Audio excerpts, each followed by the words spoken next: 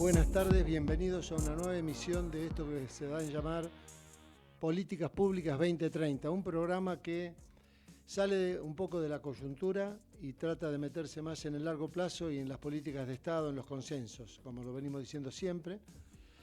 En el día de hoy va a tener una particularidad, que si bien vamos a tocar el tema de las políticas de salud, nos vamos a ocupar un poco de la Administración de Justicia y puntualmente y particularmente de el emblemático alegato del fiscal de esta semana, que ha causado, y sigue causando consecuencias de todo tipo a nivel político. Para eso nos van a acompañar hoy, entre ellos, el doctor Jorge Neira, miembro de número de la Academia Nacional de Medicina y especialista en cuidados intensivos; el ex fiscal general de la Ciudad Autónoma de Buenos Aires, el doctor Luis Sebasco, un encumbrado penalista de mucho prestigio; Miguel Secchi, que está siempre con nosotros conduciendo el programa junto con Jorge Neira en la mayoría de las veces, presidente del Foro de las Ciencias; y la vamos a tener como invitada a la doctora María Eugenia Talarico, ex vicepresidente de la Unidad de Investigación Financiera, la UIF, y una prestigiosa abogada en lo que es la investigación de todos los temas de lavado de dinero. Bueno, sin más trámite y mientras esperamos que Miguel, que estaba con unos problemitas de conexión, se conecte, Jorge Neira, te doy la bienvenida, y está Luis Sebasco como para empezar a tratar el tema del tema que tiene que ver con la Administración de Justicia y con lo que pasó esta semana con el alegato del fiscal. Gracias, Horacio, gracias por la presentación. Bueno, ahí está conectándose Miguel. Bienvenidos, María Eugenia Talarico y Luis. Un placer tenerlos acá. Creo que es un momento particular para intercambiar ideas, para reflexionar sobre la situación política y jurídica, ¿no? Que no se llevan tan bien en nuestro país y que no son tan independientes como debieran ser. Y hasta que se conecta Miguel, me gustaría saber de ustedes, María Eugenia y Luis, ¿cómo ven ustedes la conmoción que se ha generado en esta cosa digamos, de la dificultad entre la independencia judicial y las opiniones políticas? No sé si Luis o María Eugenia, si quieren empezar a comentar. Como quiera. Bienvenidos. Ladies first. María Ladies Eugenia first. Bueno, ladies first. Ok, entonces María Eugenia, queríamos preguntarte, ¿qué les parece a ustedes, que son destacados profesionales de la justicia? ¿Cómo ven esta situación y cómo ven el futuro? Digamos, ¿qué es lo que se espera? Digamos? ¿Está muteada, María Eugenia? ¿Está? Ahora te escucho perfecto. ¿Se escucha? Bueno, de la justicia es Luis. Yo soy una actora ahí que no, nunca estuvo del otro lado del mostrador, pero obviamente sigo con muchísima atención desde hace bastante tiempo, sobre todo desde la organización de la ONG Será Justicia, ¿no? Todos los temas que tienen que ver con el ámbito judicial, el Consejo de la Magistratura, el Colegio Público de Abogados. Y a ver, lo que se está viendo claramente es un embate institucional muy importante de parte de un gobierno que ya había mostrado esta misma intención, no sé si acuerdan ustedes los proyectos de democratización de la justicia, que no tenían otra intención que no sea apoderarse políticamente digamos, de esa independencia o autonomía que tienen que tener los jueces y los fiscales para poder gestionar justicia para los argentinos, ¿no? Esa concepción del poder es y muy innata en muchas de las personas que conforman este gobierno. Y cuando vuelve Cristina Fernández de Kirchner al poder, aún en pandemia, cuando estábamos todos encerrados, todos los proyectos legislativos tenían ese mismo sentido, tratar de apoderarse, vamos a decir, para decirlo simple y claro, como de la voluntad de quienes están gestionando este Poder Judicial y el Ministerio Público para que no sean independientes, y con fines claramente de impunidad, en primer lugar, porque la cantidad de casos de corrupción que existen respecto del periodo de gobierno 2003 a 2015 son escandalosos y muestran un esquema de políticas públicas que usó las estructuras del Estado para cometer muchísimos delitos. Y entonces volvieron por su impunidad, pero también con una concepción de este poder, que el servicio de justicia es un servicio y casi que el poder gobernante tiene que disponer de él, como vemos que ha sucedido en la región con los gobiernos de Nicolás Maduro, en Bolivia también, o sea, hay persecución de jueces, meten preso a los opositores, digamos, y es una concepción que tiene que ver con gobiernos, sí, populistas, yo no sé si como ella se mete en la bolsa al peronismo en sí como una concepción de esto, sino últimos gobiernos de la región que han entendido que si no cooptaban al Poder Judicial no eran impunes y que si no cooptaban al Poder Judicial las leyes les eran declaradas inconstitucionales y entonces no podían subvertir las reglas de la democracia y que tampoco iban a poder perpetuarse en el poder como muchos de estos regímenes lo están haciendo en la región. Entonces no sorprende lo que está pasando a partir de un simple alegato, fíjate que es un alegato de un fiscal, que se pronuncia y ya hay una hiperreacción que no tiene otra justificación que no sea porque saben que la sentencia, yo no tengo miedo de decir que la sentencia va a ser condenatoria, porque también lo saben, porque los abogados que están interactuando ahí han evaluado las pruebas y las constancias y han presenciado un juicio de 700 horas, con lo cual saben lo que se viene y por eso esta reacción muy antirrepublicana, muy antisistema, muy antidemocrática, ¿no? Subvirtiendo un poco el orden constitucional que tenemos que tener los argentinos. Bueno, le damos la bienvenida a Miguel. Hola Miguel, ¿cómo estás? Pido mil disculpas, Jorge. Buenas tardes, doctora María Eugenia Talerico. Problemas de conexión, como suele suceder, por lo menos en mi caso. Bienvenida y muchísimas gracias. Jorge, te seguí vos. No, una de las cosas que te quería preguntar, María Eugenia, es el tema de la Constitución, porque algo novedoso, digamos, fue incorporar en la Constitución los dos delitos, digamos, a la patria, como son el tema de los golpes de Estado y la corrupción política, ¿no? La corrupción, mejor dicho, del funcionario. ¿Cómo ves ese vínculo? Que me parece que es una cosa diferente en cuanto a otras situaciones, ¿no? Sí, claro, es que el vínculo viene de la mano de las convenciones que luchan contra la corrupción y el delito constitucional del artículo 36 dice cuando que sucede este ataque a la democracia del sistema constitucional cuando hay enriquecimiento ilícito por parte de los funcionarios durante la función pública. Y hay una ligazón muy grande, no tanto por ahí con la conexión del delito de asociación ilícita, pero sí con la defraudación al Estado que ha generado este enriquecimiento patrimonial muy grande de los distintos funcionarios del gobierno kirchnerista, porque la verdad hay que decirlo, no hay corrupción cero, pero tampoco el escándalo de casos de enriquecimiento ilícito como han tenido con un incremento patrimonial que digo, esto no es lawfare porque lo ve la gente ve de dónde han venido y la gente ve cómo están estos funcionarios y realmente hubo casos judiciales, incluso con condenas de Jaime, de Debido, el enriquecimiento ilícito de Cristina Néstor Kirchner, tenemos un juez que dijo que lo agarraron del cuello para sobreseerlos y un contador arrepentido, Manzanares, muy arrepentido, porque si uno lo ve además ve su postura frente al arrepentimiento y su declaración, que dijo que las pericias fueron fraguadas. Lázaro Báez, un cajero de un banco que incrementó su patrimonio, de acuerdo a las constancias de estos casos, en un 12.000%, o sus empresas de la construcción como Austral en un 45.000%, y es el terrateniente más grande casi que de la Argentina. Entonces, los secretarios privados, tanto Gutiérrez el asesinado, tenía un caso por enriquecimiento ilícito, como Muñoz, también su secretario privado, y López revoleando bolsos, o sea, esto es de una descomposición muy importante por parte de los funcionarios, pero por supuesto también ahora se activan las resistencias de muchos problemas que tenemos los argentinos entre el otro lado del mostrador y también la dirigencia política cuando las prácticas de corrupción se instalan de un modo sistémico y estructural.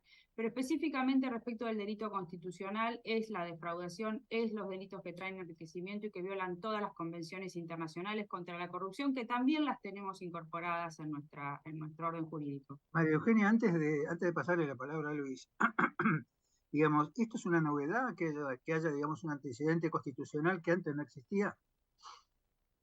Mira, ha habido muchas consideraciones, yo no tengo ahora, pero seguramente Luis sí sepa, algunos fallos que han declarado incluso la imprescriptibilidad de los delitos en casos de corrupción, porque hay una ligazón también muy grande en este tipo de corrupciones con la violación de los derechos humanos, ¿no? Más allá del orden constitucional, la calidad democrática y demás.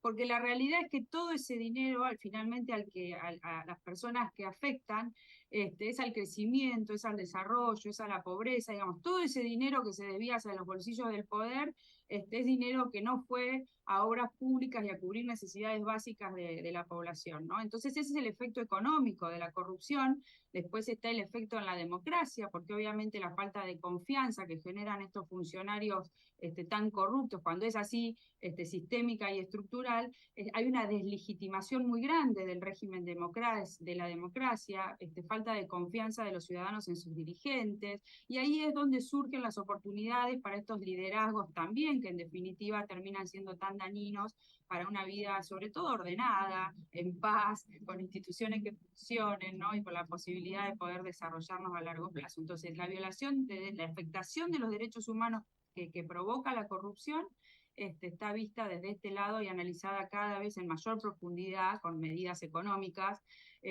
por distintos foros internacionales. Muchas gracias, María Eugenia. Y Luis, entonces, ahora, ¿cómo vemos la cuestión jurídica específicamente desde tu lado, digamos?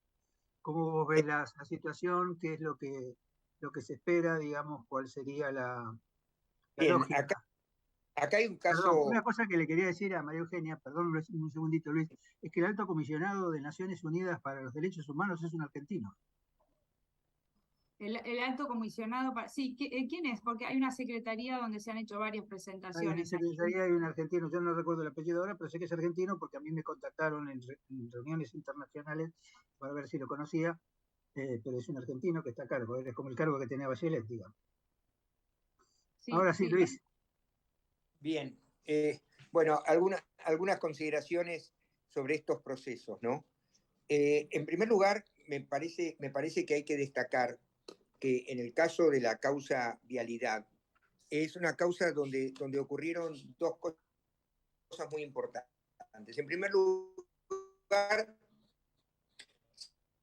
se demostró claramente a través de peritajes violada por las partes y eventualmente controvertida, pero donde hubo discusión sobre el alcance, quedó demostrado que las licitaciones en favor de Lázaro Báez habían sido hechas de manera tal que, en primer lugar, obras que por ahí no eran necesarias, que se hicieron las licitaciones, obras que no se concluyeron y se pagaron totalmente. En todos los casos hubo sobreprecios respecto de los precios normales de plaza. No hubo oposición porque las empresas que aparecían estaban vinculadas. Es decir, en todos los casos se demostraron diversos tipos de irregularidades importantes. Ahora, también se demostró, y esto es lo particularmente relevante, que no solamente Cristina Kirchner tenía vinculación con la familia Báez, una vinculación muy directa que abarcaba desde amistad personal de Néstor con Lázaro Báez, pero hasta negocios que continuaron después de la muerte de Néstor Kirchner, fideicomisos en común, propiedades en común, ventas mutuas, administración de los hoteles por parte de Lázaro Báez, etc. Pero lo que es más importante de todo esto, se demostró que el dinero que recibía Lázaro Báez iba al patrimonio de la familia Kirchner a través de Otesur y los Sauces, en algunos casos, en el mismo momento en que la empresa de Lázaro Báez recibía el dinero, exactamente la misma cifra, con centavos inclusive, era girada a Otesur. ¿Por qué es muy importante esto? Porque el oficialismo se está empeñando en decir que no hay pruebas directas de la participación de Cristina Kirchner en la celebración de esas licitaciones.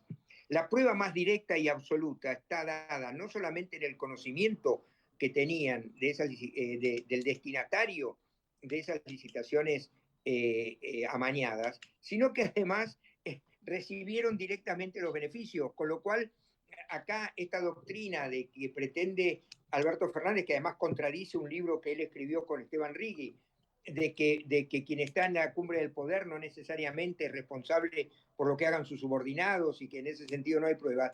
Esa teoría es absolutamente inaplicable en este caso, porque Tan sabía que eran los que recibían los beneficios, a veces cifras exactas. Entonces, me parece que esto es muy importante, pero a esto se pudo llegar porque se incorporó al juicio y se incorporó legalmente y con conocimiento de las defensas que no se opusieron, la prueba existente en los otros procesos que hay en trámite. Y esto es absolutamente relevante porque en el delito de enriquecimiento ilícito se necesita como antecedente un delito que se llama precedente, pero acá se vincularon en la misma causa donde se investiga el delito precedente, se involucraron las pruebas del lavado de dinero y las pruebas del enriquecimiento ilícito de José López, porque el López con sus bolsos y compañía, cuando fue detenido con 9 millones de dólares, no solamente López confesó que ese dinero se lo dio Gutiérrez, el que era secretario de Cristina, para que lo hiciera desaparecer de la escena, sino que, lo cual contradice lo que dijo Cristina, que el dinero pertenecía al grupo Macri, por llamarlo de alguna manera, sino que además, cuando se lo detuvo a José López, se secuestró su celular, del que se obtuvo más información que vinculaba el conocimiento que la familia Kirchner tenía de las obras que realizaba Lázaro Báez. Es decir, el cuadro probatorio es muy fuerte y es muy importante porque, como decía bien María Eugenia, esta causa es un leading case tan relevante como el caso Odebrecht en Brasil, en el sentido que muestra una trama de corrupción desde el poder y muestra que se la puede desarticular desde el sistema judicial. Toda esta historia del lawfare es un invento absurdo, y tan absurdo es que estos casos comenzaron cuando, en la primera época de los Kirchner en el poder, y si bien es cierto que pudieron avanzar cuando ante el cambio de gobierno se pudo obtener la prueba que ellos no aportaban, de todas maneras, lo cierto es que las causas han tramitado en el curso de los distintos gobiernos. Y en este caso hay que destacar la independencia de los jueces que han permitido llegar este caso hasta acá, como la independencia y la laboriosidad y la actitud de los fiscales. Y también quiero destacar en esto algo que me parece relevante. Todos nosotros hablamos de la valentía de los fiscales. ¿Y por qué, en lugar de hablar solamente de la inteligencia, la laboriosidad, la capacidad jurídica, etcétera, hablamos de valentía? Porque sabemos que están enfrentando una estructura mafiosa. Dejémonos de bromar. Nosotros no hablaríamos de valentía si no supiéramos que están enfrentando una estructura mafiosa.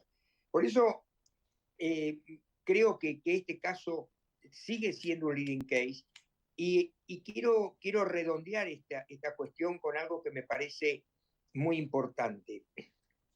Yo creo que los, entre comillas, errores conceptuales que están sosteniendo Cristina Kirchner, Alberto Fernández, Aníbal Fernández, Guado de Pedro, Kicillof y compañía, cuando dicen que este es un juicio inventado, amañado y sin pruebas, no son casualidad, son parte de un plan estructurado y organizado tendiente a lograr la impunidad.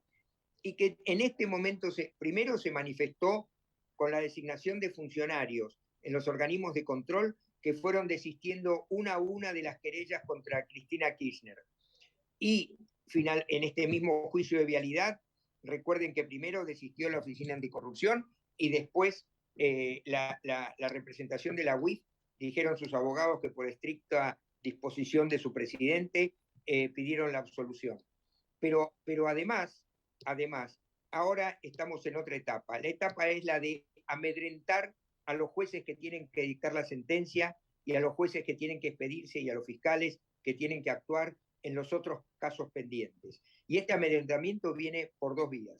Por un lado, tratando de instalar la idea de que el juicio es falso y sin pruebas para justificar la segunda parte, que es la famosa pueblada a la que se refirió Eve de Bonafini, o el qué quilombo se va a armar, si la tocan a Cristina, qué quilombo se va a armar, porque cuando en la Argentina decimos qué quilombo se va a armar, de lo que estamos hablando es de violencia. Esa es una terminología específica de las barras bravas, y en esos casos siempre eso va acompañado de violencia. Entonces el mensaje es, salgan tranquilos porque el juicio es falso, pero salgan a armar quilombo. Esto quiere decir a rechazar la intervención legítima del Poder Judicial en un Estado de Derecho. Esto es necesariamente una variante del delito de sedición. La Constitución establece claramente que el pueblo no delibera ni gobierna sino por intermedio de sus representantes. Una sentencia judicial es un acto de gobierno. Cada órgano judicial, cuando dicta un fallo, está representando al Poder Judicial en su totalidad y es un acto de gobierno. Entonces, cuando se pretende desconocer y desautorizar una sentencia judicial a partir de la convocatoria de las masas o del pueblo, lo que se está generando es un acto de sedición. En este contexto Luis, me parece que hay que mirar esto de una manera única, unificada. Esto es, el discurso descalificando el alegato de los fiscales, que no es nada más que un alegato y una acusación, y la convocatoria a la resistencia popular a la decisión de los jueces debe ser visto claramente como una amenaza a los jueces diciéndoles tengan cuidado que si ustedes condenan a Cristina va a haber violencia, y esto tiende a evitar que el Poder Judicial se manifieste como corresponde. Esto está exactamente tipificado en la Constitución y en el Código Penal. Y termina siendo finalmente no solamente un acto de sedición, sino también un acto de encubrimiento de la corrupción que la misma Constitución tipifica como traición a la patria. Tengamos presente que no son burros, que no son casualidades, que todo esto está perfectamente organizado y estructurado para evitar la decisión del Poder Judicial. Doctor Sebasco, ¿cómo le va? Sí. ¿Qué tal? Bueno, gracias. Permiso, doctor Neira. Gracias, Sebasco, Luis, por traer a la doctora Talerico, un lujo para nosotros, un honor. Ante tus palabras, coincidiendo absolutamente con el diagnóstico de que las acusaciones fiscales son prolijas, contundentes, documentadas y sobre todo dictadas por fiscales valientes. ¿Cuáles se le ocurren a ustedes que son los mecanismos institucionales, otros poderes del Estado o la oposición para blindar todo lo que se ha hecho y protección de los jueces, o sea, los procesos que se vienen ahora? Porque me parece que es un desafío muy grande el hecho de decir, cuiden, que cuidado con lo que van a hacer porque se viene, o sea, ¿se les ocurre alguna acción preventiva a nivel institucional? Porque si no, la calle va a ser un enfrentamiento como ya está sucediendo en una sola esquina, por lo menos. Eugenia. Luis, estaba tomando carrera Luis, que quedó en mal. No, lo que quería decir es que ya la Corte avanzó pidiendo la protección de los jueces y los fiscales. Creo que hay que apoyar públicamente la decisión que tomen los jueces. Es decir, así como la gente salió a la calle para impedir las reformas en el sistema judicial, para impedir la reforma en la ley de Ministerio Público, así como la gente votó 70% en contra del gobierno actual, esto hay que hacerlo valer en el Congreso. Y si bien seguramente no van a estar dados los números para el juicio político en este contexto, sí me parece que hacer las denuncias pertinentes por parte de la oposición. La oposición en esto tiene que estar presente y activa, demostrando que no se va a consentir pacíficamente estos atropellos. Y finalmente lo que creo es que por más que me da la impresión, y estoy convencido en realidad, que acá hay una campaña en favor de la impunidad y un movimiento de pinzas en favor de la impunidad, me parece que la realidad socioeconómica de la Argentina no va a permitir, no va a justificar que esa pueblada tenga ribetes importantes, porque la gente hoy está preocupada por su propia situación, porque no puede viajar, por la inflación, porque no le alcanza la plata. Es decir, no está preocupada por Cristina, está preocupada por su propia situación. De todas maneras, tengamos presente que así como por una modificación menor que la que introdujo este gobierno por decreto en su momento en la ley de jubilaciones, tiraron 14 toneladas de piedra, esa capacidad la tienen, pero bueno, tendrán que actuar en ese caso las fuerzas de seguridad, es decir, son esas situaciones críticas que suelen sufrir el Estado de Derecho. Bueno, por ahí para agregar un poco a lo de Luis, primero quería volver un poco por el comentario que dice Luis por esta defensa que se está haciendo que desde el gobierno o un gobierno de las máximas autoridades no son responsables de lo que pasa en las líneas de por abajo, ¿no? Porque la distinción que hacía Luis es muy importante, porque es cómo se organizó un delito que en definitiva terminó en el patrimonio de los Kirchner. O sea, la maniobra global que es en el caso Vialidad, de direccionamiento de la obra pública hacia Santa Cruz, en la ruta del dinero K, que es la otra causa asociada, todo el reciclaje de ese dinero de la obra pública, y ya fue condenado en una sentencia que dijo esto, y la tercera causa, que es Otesur y los sauces, interconectadas todas entre sí, como una maniobra global, que están insistiendo incluso los requerimientos de elevación a juicio en todos los casos, que es una maniobra global que empezó con obra pública, con direccionamiento a Baez, porque después está el caso de los cuadernos, y terminó en Otesur y los sauces, y ahí está toda la prueba interconectada, con más la prueba que surgió también en el caso de del revoleo de los bolsos de López, o los arrepentimientos que están reflejados en los procesamientos y en los requerimientos de elevación a juicio de la causa de los cuadernos. Todo esto es acá, y por eso es esta maniobra global, que no es un tema de las estructuras de abajo que delinquieron, sino de los delitos que organizó la cúspide del poder para cometer con las estructuras del gobierno. Por ejemplo, la Sindicatura General de la Nación estaba en manos de la esposa de Debido, es ministerio central en casi todas las políticas de corrupción que se hicieron y que se obraron en ese gobierno. Entonces, es mucho más allá que esto que quieren tratar de decir. Después, respecto de las puebladas, y yo quiero poner atención a lo que está diciendo Luis respecto de este delito de sedición o de subversión del orden constitucional, que hay un artículo específico en nuestro Código Penal, más allá de las protecciones constitucionales, porque es gravísimo de lo que estamos hablando. Es gravísimo, pero son situaciones que vimos en la región muy claramente cuando toman la calle, como está pasando en Ecuador, como pasó en Chile, como pasó en Colombia con el gobierno de Duque. Entonces están organizados y también a nivel regional. Entonces, el triunfo de Lula está siendo esperado con muchas ansias por todos estos alineamientos políticos regionales. Entonces, obvio que la calle es un gran riesgo, porque para mí la justicia, con los resguardos de seguridad, los funcionarios que tengan que ponerse, como la Corte está pidiendo, por suerte todavía hay, me parece ahí, un resguardo que no es por ahí como el que tienen en Rosario o Santa Fe, donde el crimen organizado y el narcotráfico ya tomó las calles, le llenan de balas los edificios. O sea, estamos en un estadio distinto en la capital federal, y entonces me parece que los tribunales tienen un resguardo para funcionar distinto en un caso que no es de ese tipo de violencia, pero que despierta esta violencia de defensas en la calle, de lo que se ven como algo irreversible en la sede judicial. Y ahí me parece, Luis, que lamentablemente, bueno, el Ministerio de Seguridad está en manos de una persona que para mí es parte del problema, para nada de la solución, que es probable que deje que esto desborde,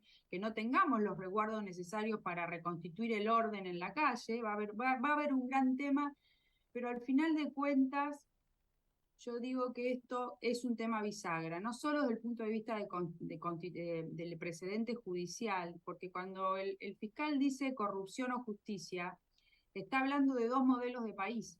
Está hablando del modelo de país de esa tranza que no es solamente, seguramente, Cristina Kirchner, pero sí ha sido de un modo alevoso del 2003 al 2015, y esa corporación corrupta que ha gobernado muchos años la Argentina, que se tiene que terminar cuando se termine la impunidad.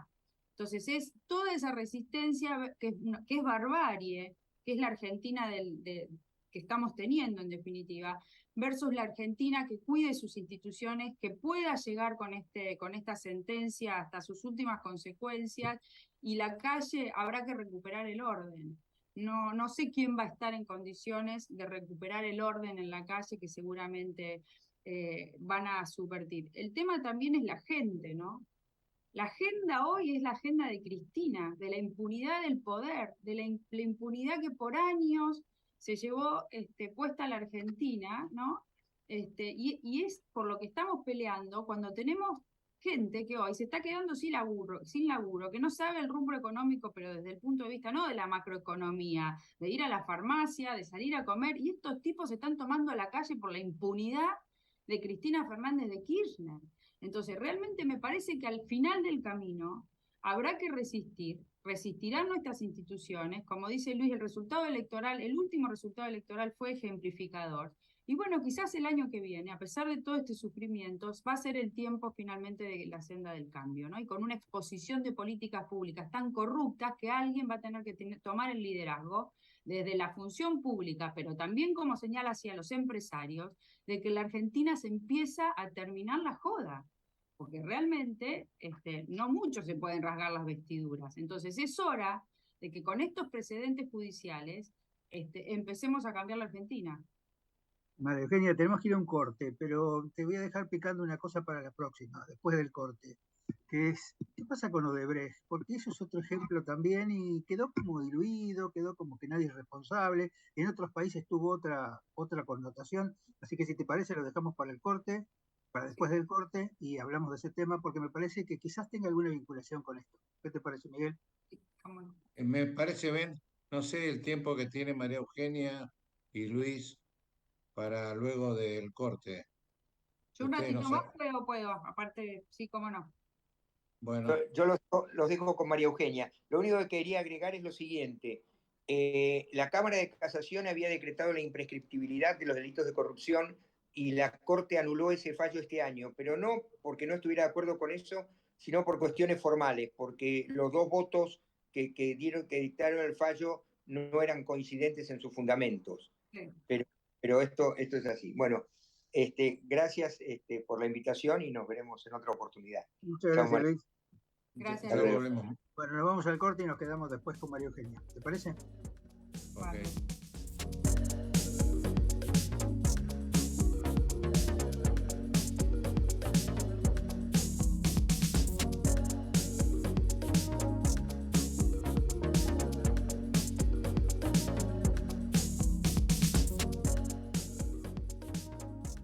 Ecomedios.com AM1220. Estamos con vos. Estamos en vos. La Posada Morada dos Ventos te espera en Pipa, la mejor playa del nordeste de Brasil. Única por su bahía con delfines. 12 exclusivos departamentos y 3 piscinas circulares en medio de un jardín tropical. Podés venir con cualquiera de las vacunas aplicadas en Argentina. www.moradadosventos.com. Morada Dos Ventos, Pipa, el primer lugar cuando decidas viajar. Construir ciencia es aumentar y mejorar la infraestructura de instituciones científicas del país. Por eso estamos invirtiendo 9.900 millones de pesos en 22 obras para mejorar las investigaciones de 39 instituciones del Sistema Nacional de Ciencia, Tecnología e Innovación, distribuidas en 16 jurisdicciones de todo el país. Conoce más en argentina.gov.ar/ciencia. Primero la ciencia, primero la gente. Argentina Presidencia.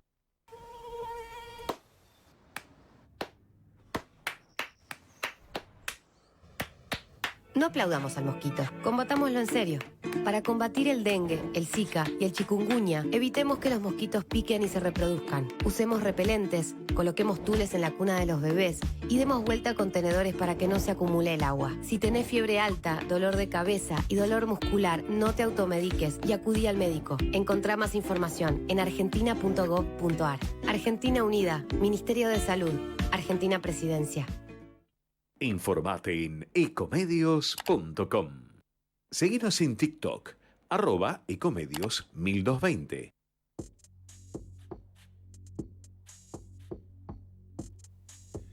Bueno, y continuamos con Políticas Públicas 2030, luego de un bloque muy, muy jugoso, y bueno, seguramente las conclusiones del doctor Neira y Miguel van a ser lo mismo. Así que los dejo en el uso de la palabra a ambos. Bueno, estamos esperando, Horacio, que ingrese María Eugenia. No sé si No, lo habrá recibido. no sé si va a estar María Eugenia, después. Sí, va a estar, iba a estar unos minutos. Ah, bueno. Así que no Miguel sé si está le mandaron conectado, si no me equivoco. Yo le estoy preguntando cuánto tiempo tiene.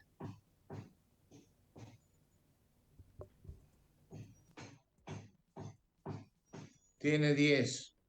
A partir de que toma 10, Jorge. Bueno, muy bien. Se le cortó, dice.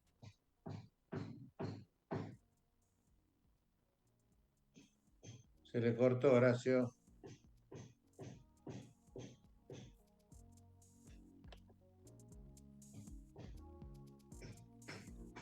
Está intentando entrar.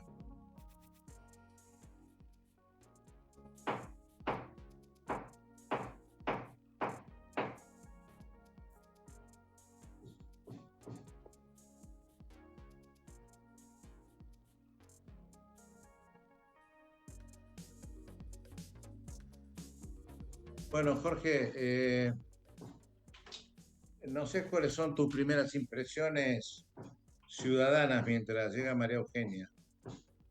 Es muy difícil, es una situación muy particular. Yo creo que la gente necesita tranquilidad, ¿no? Me parece que esto no favorece la tranquilidad. Ahí está entrando María Eugenia. No favorece la tranquilidad. A mí me preocupa el tema de tirios y Acá está troyanos. María Eugenia. Bueno, aquí está María Eugenia, bienvenida otra vez. Gracias por el esfuerzo, María Eugenia, de concedernos unos minutos más. Sí, muy interesante tu... Me engancho y hay gente esperando, pero no importa. Me voy a No, atrasar. yo te quería preguntar, María Eugenia, el tema de Odebrecht, porque me parece que hay una diferencia, digamos, entre el tratamiento que tuvo en otros ámbitos jurídicos en el continente y el que tuvo acá. Acá pasó como una cosa desapercibida y a mí me parece que también es un ejemplo, digamos, que debería ser tomado en cuenta como también en el tema de la corrupción, ¿no? Me gustaría saber qué opinas. Bueno, ese caso además volteó gobiernos de toda la región, salvo A eso voy, digamos, ¿no?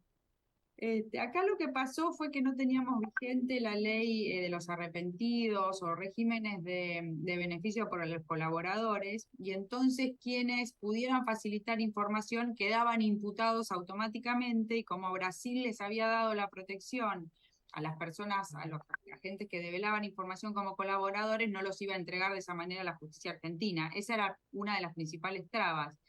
Entonces no nos mandaban la información directamente. Después, con la ley de los arrepentidos, que sancionó Argentina, medio que parecía que se destrababa, pero pasaba que nuestra ley no trae la exención total de pena contra el pago determinado, contra el pago, digamos, esos arreglos que se pueden hacer en otras justicias. En la Argentina ahora el Código Nuevo trae esa posibilidad, la reparación integral de los daños en el Código Procesal nuevo, que es el que aplicó Alberto Fernández para la cuestión de la fiesta de Olivos. Se aplicó esa parte del tramo de un Código Procesal Penal que está en prueba en Salta y en Jujuy. Pero acá esencialmente lo que pasó es ese problema. Ahora empezó como a destrabarse el envío de información. Tengo entendido, la verdad, que como yo no estoy en los casos, por notas que sobre todo escribe el periodista Hugo Alconadamón, que estaría llegando determinada información. Hay 3 casos en la Argentina que involucran el pago de coimas de Odebrecht, declarados por Odebrecht.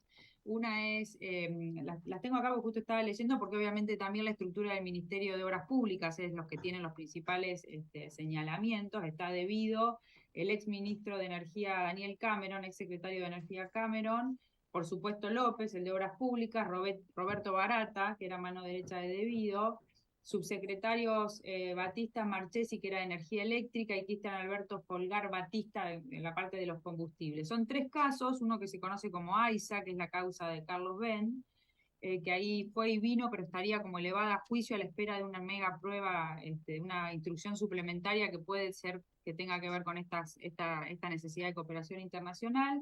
Después está la causa de Daniel Cameron, también por incumplimiento de los deberes que involucran las obras de TGS, de Transportadora de Gas del Sur y Transportadora de Gas del Norte, gasoductos.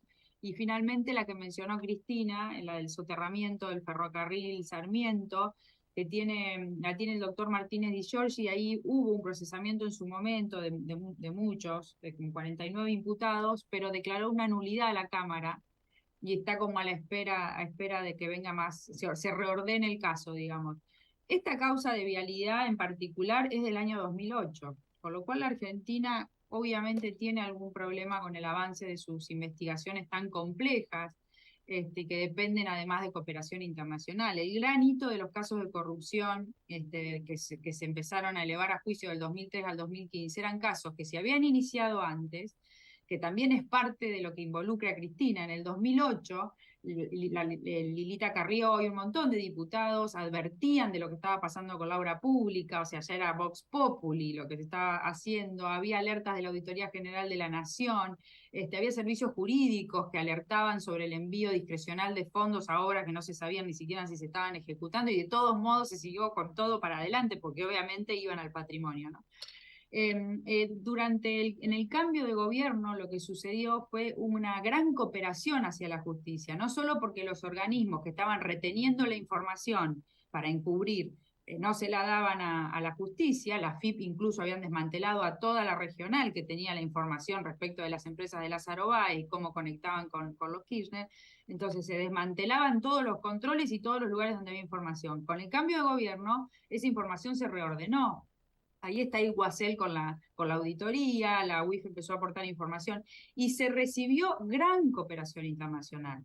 El mundo no coopera con los países donde la alta corrupción hace que todo sea usado para perdonar a los corruptos y para perseguir a los opositores. Esta es la realidad. Entonces, lo que pasó es que el mundo, había como 200 sociedades de Baez de las que se recibió información, rutas del dinero, ahí se revelan frente a una investigación de este tipo de corrupción y de lavado de dinero, se empiezan a revelar las sociedades, los beneficiarios finales de las cuentas bancarias. Toda esa información llegó a la Argentina después del cambio de gobierno, y es lo que está en las causas, y es lo que permitió conectar las dos puntas, obra pública con Otesur y Los Sauces, porque en el medio, la ruta del dinero acá, toda la circulación de ese dinero la habíamos perdido, porque había circulado por el mundo entero. Entonces, eso es lo que sucedió. Y del 2008 a ahora recién estamos llegando a esta instancia de juicio. Así que Odebrecht en algún momento va a volver a pasar esto. Y bueno, mientras estén en funciones hay suspensión de la prescripción de las acciones, y entonces... ¿Y vos dirías que es similar la causa? ¿Tiene, digamos, entraría dentro de la misma situación regulada por la Constitución? Odebrecht y causa de vialidad. Para mí digamos, ese artículo 36 de la Constitución es el reflejo de las convenciones internacionales de lucha contra la corrupción. Entonces, estos son actos que no solo defraudan al Estado en miles de millones de dólares, para decir una moneda que no pierda su valor, sino que también enriquece a los funcionarios y también enriquece a los empresarios. La verdad que desde la Unidad de Información Financiera, con el caso de los cuadernos, nosotros instamos una causa individual contra los empresarios de la obra pública, y no son todos los que todos conocemos del capitalismo de amigos, son empresarios que, bueno, hace años están tratando con el Estado con estas prácticas, y que en el caso de los cuadernos quedaron, escrachados, para decirlo en un idioma más coloquial, ¿no? ¿Qué había pasado? Cuando se descubre cuadernos, ya había pasado el sinceramiento fiscal. Durante el sinceramiento fiscal, muchos de estos grandes empresarios que después aparecen en cuadernos habían declarado sus cuentas en el exterior. Y muchos de los movimientos de las cuentas en el exterior coincidían con los periodos de la obra pública con sobreprecios y demás que se denunciaban en la causa de los cuadernos. Entonces, ese otro lado del mostrador no solo cobra sobreprecios para retornarle a los funcionarios. También hay desvíos en esas empresas, facturaciones apócrifas y delitos que se cometen para que en la contratación pública poder habilitar el cohecho, el pago de coimas y demás, y retornos. Bueno, entonces, ¿qué había pasado? Esa información de las cuentas blanqueadas revelaba que podía haber fondos provenientes del blanqueo de dinero porque provenía de la defraudación al Estado. Ese caso fue archivado, obviamente, después del cambio de gobierno y nadie dijo más nada. Era, obviamente, iniciativa de la anterior unidad de información financiera y éramos querellantes. Pero Ma- bueno, esta es la María Argentina. Eugenia, por tu tiempo, por favor, que estamos muy agradecidos. Te hago una pregunta. ¿Cabe la posibilidad de que de acuerdo a tu agenda nos avises cuándo podés acompañarnos otro día eh, con, con el tiempo que vos puedas disponer? Por Eh, supuesto, por supuesto. Nosotros estamos los jueves a las 15, pero también desde el Foro de las Ciencias y con Sebasco y compañía armamos unos Zoom especiales donde uno ahí trabaja ya con más tiempo y con gente previamente invitada con nombre y apellido, o sea, nada abierto. Porque a mí me queda no una pregunta, sino algo para continuar. Dos temas, y tu generosidad en el futuro lo permite. El rol del periodismo, ya que mencionaste a Hugo Alconadamón y varios más, y Bueno, el los tema, cuadernos es Diego Cabos, ¿no? por eso Diego Cabo, y el tema que también preocupa es el desmantelamiento oportuno, la reconstrucción posterior y el desmantelamiento actual, cómo podemos, o sea, qué futuro le vemos a nuestro país en ese sentido de los organismos de control. Totalmente. Estamos invitándote, porque sabemos que tus minutos hoy no son... Son escasos. Es más, ya estoy atrasada 20 minutos con.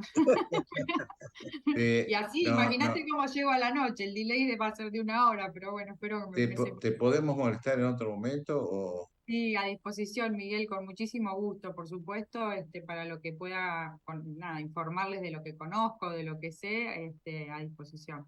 Y muchísimas gracias especialmente, María Eugenia. Gracias a ustedes. Muchas gracias y nos vemos pronto entonces.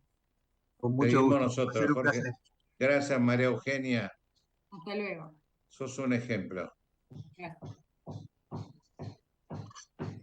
Doctor Neira, Sí.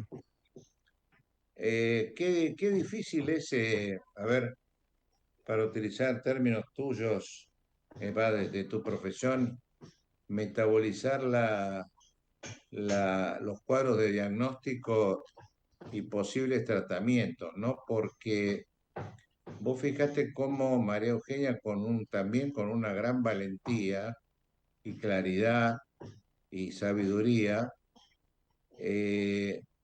hizo llamémosle una incorporación de que el Estado interactúa con el sector privado. Entonces, ese es un tema que yo los otros días me refería contigo, yo lo califico de interdisciplinario, social, cultural. O sea, es un tema de valores porque hay organismos del Estado que pueden ser reconstruidos, pero me parece que acá hay un serio dilema ético. Sí, a mí me parece que todo se basa en una palabra que es transparencia, ¿no? En la medida en que no existe transparencia, digamos, algo que nosotros venimos insistiendo hace rato en la transparencia institucional, a mí me parece que dificulta todo, ¿no? Yo creo que si pudiéramos generar, digamos, transparencia en las instituciones, bueno, eso creo que sería bueno, ¿no? Yo siempre tuve la fantasía de crear ya te lo dije muchas veces, ¿no? Un consorcio de entidades éticas que tuvieran una transparencia tal que se pudieran sostener en el tiempo sin ningún problema, simplemente para que sirvieran de reservorio, para que sirvieran de ejemplo, para que sirvieran de decir, ve que se puede hacer las cosas con transparencia, ¿no? Y bueno, a mí me parece que tenemos muchos años de falta de transparencia en todos lados, incluso hasta algunas conductas nuestras tienen falta de transparencia porque no nos conviene. Cuando la conveniencia está por encima de lo que tiene que ser, ya empiezan los problemas, porque el conflicto de interés siempre tiene algún inconveniente con lo que hay que hacer, digamos, lo que hay que hacer es lo que hay que hacer y no lo que conviene. Eso es lo que decía Kant, tanto en el siglo XVIII. Eso se llamaba el imperativo categórico. El imperativo categórico es hacer lo que había que hacer. Y el imperativo intuitivo, hacer lo que hago porque me conviene. Y bueno, a mí me parece que esa es la diferencia entre el imperativo categórico y el imperativo intuitivo. Y yo creo que nosotros necesitamos mucho imperativo categórico. Me preocupa esta situación porque acá hay una situación de difícil resolución, ¿no? Por un lado está la lógica del razonamiento jurídico y por otro lado está la lógica política. Entonces el enfrentamiento acá es entre la lógica política y la lógica la lógica jurídica. No importa si lo jurídico tiene razón o no, lo que importa es si la política dice que está bien o está mal. Y este es un grave problema porque la gente no termina de entender. Y yo creo que a veces la gente tiene esa duda de quién es el que tiene razón, ¿no? A mí me parece que son dos situaciones diferentes, porque no es una justicia contra otra, sino es una justicia contra la política, ¿no? Y entonces a mí me parece que acá es una cosa difícil, sobre todo cuando la justicia también, digamos, tiene dificultades de transparencia institucional desde hace varios años. Entonces la gente dice, bueno, pero también la justicia, ¿no? Y esto creo que me parece que es el problema de conflicto que me parece que es de difícil resolución y que me preocupa, porque esto va a generar enfrentamientos y no hay peor cosa que el enfrentamiento ideológico. El enfrentamiento ideológico es fundamentalista. Si a mí me dicen esto está mal y yo creo ciegamente en quien me dice que está mal, y bueno, eso no es lo que corresponde, pero bueno, es lo que la gente percibe. Y esto es lo que a mí me parece difícil. Acá, Jorge, me parece que lo que vos estás señalando es de una profundidad importante que no podemos agotar en estos minutos, pero la ley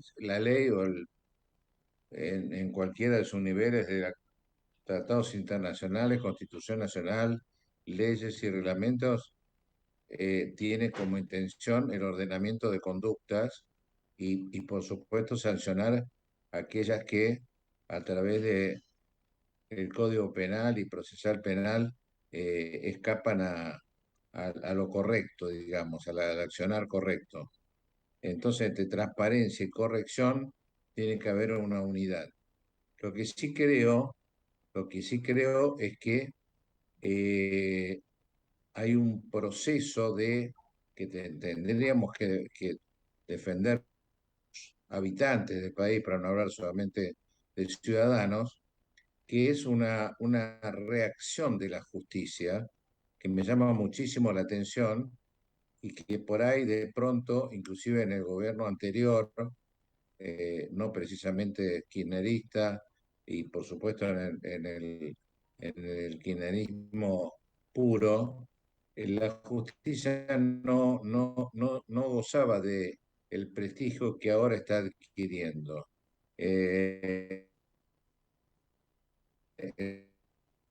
La,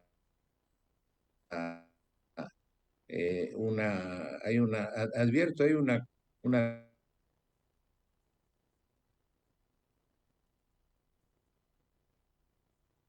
ética, Jorge, que vos estás planteando institucional. Por supuesto, acompañado de ese consorcio que deberíamos construir con un código de transparencia y la adhesión, que sería el acompañante privado de toda la conducta de los tres poderes. O sea, me parece que hay un divorcio, hubo y sigue existiendo un divorcio entre...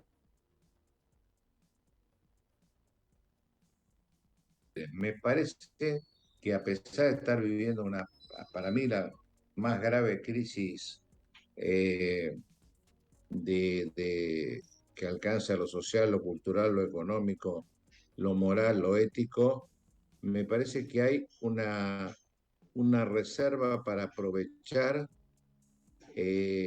como un renacimiento, como una revolución de que la justicia se comprometa más, que trabaje más rápido, una renovación. Yo a lo mejor quiero verlo del lado positivo y estoy lejos de eso.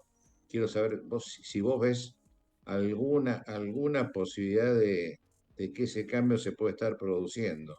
Yo creo que a mí me parece que lo que es necesario en este momento es ver qué hace la oposición. La oposición necesita tener liderazgo, necesita tener coherencia, necesita demostrar que está a la altura del problema. La palabra crisis en chino tiene dos sílabas, ¿no? Una que es peligro y otra es oportunidad. Evidentemente esto es un peligro social, es un peligro de violencia en ciernes, pero también es una oportunidad que la gente entienda que de esta forma no podemos salir adelante, que necesitamos hablar, que necesitamos entendernos, que se necesitaría hacer una gran concertación política, pero no para que siga pasando lo mismo, sino para que haga un cambio lo suficientemente bueno como para que no haya necesidades de volver a hacer estas cosas en el futuro. Bueno, creo que nos están diciendo que nos tenemos que ir. Jorge. Hay que ser respetuosos de los horarios. Muchas gracias a Miguel por la invitación, la verdad que fue muy interesante. Y bueno, seguiremos en la lucha. Que como dice gracias, Jorge. Como dice Discépolo, Scrolli es mucha. Gracias, Jorge. Gracias por tu forma de actuar y de pensar. Un abrazo grande. Chao, chao.